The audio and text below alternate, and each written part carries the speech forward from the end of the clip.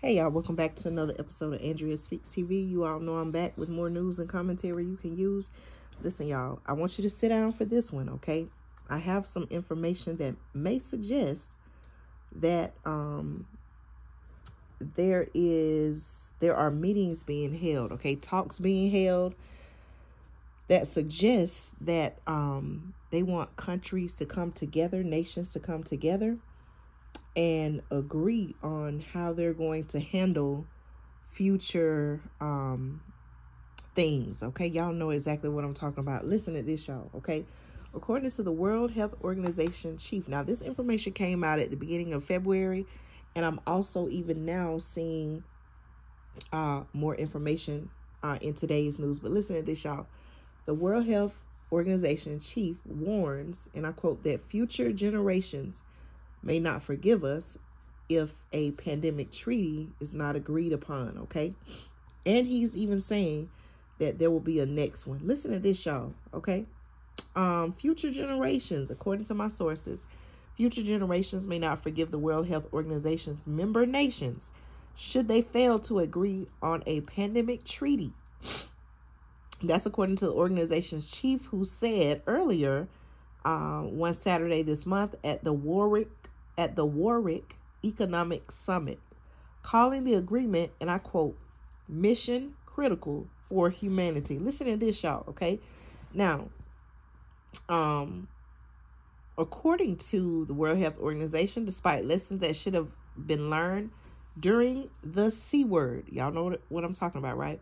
The world, they're saying, is unprepared for the next pandemic, okay?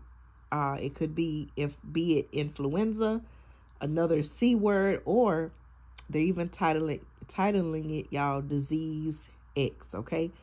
A term, excuse me, a term the organization has been using since 2018 to refer to a yet unknown pandemic pathogen, okay? That's according to Director General Tedros Ghebreyesus, okay? I apologize if I said his name wrong. You can look it up.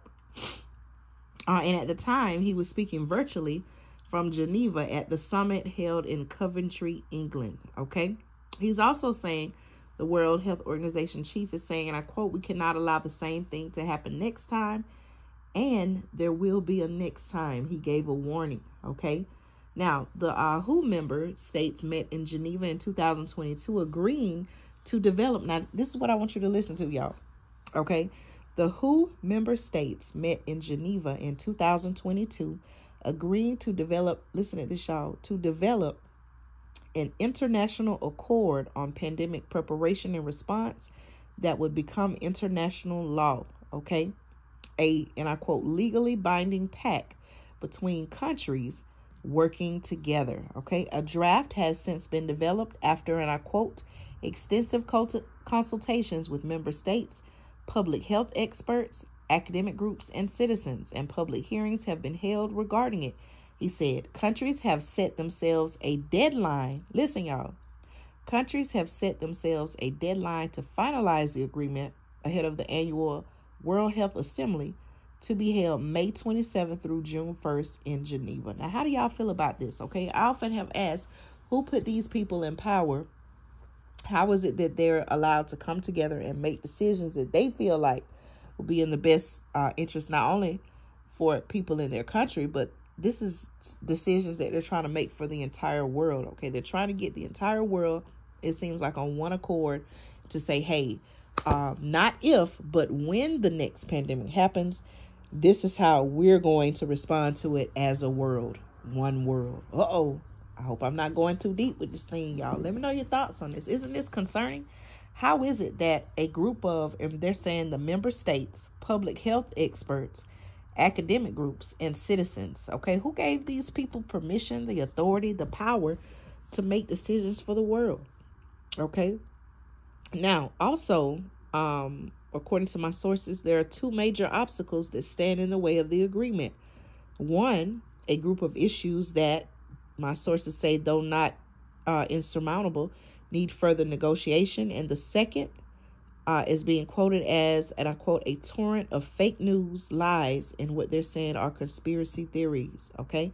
Among them, the World Health Organization chief said that the agreement is a, and I quote, power grab by the WHO that would give the International Health Organization the ability to initiate lockdowns and or the V word mandates, okay?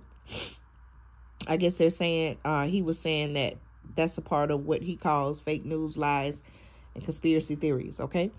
Now, objections to this pandemic treaty were recently fueled by what they're terming online rumors regarding disease X ahead of the January session on the topic at the World Economic Forum in Davos, Switzerland, which the World Health Organization chief did attend, okay?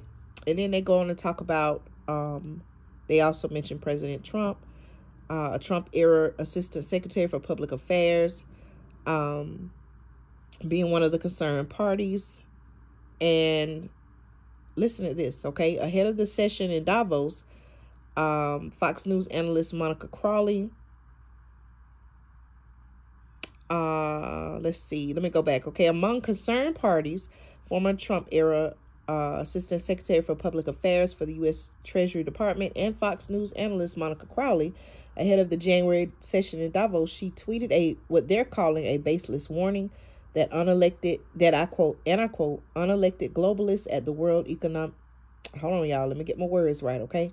Ahead of the January session in Davos, she tweeted what they're calling, and I quote, a baseless warning that, and I quote, unelected globalists at the World Elected Forum will hold a panel on a future pandemic 20 times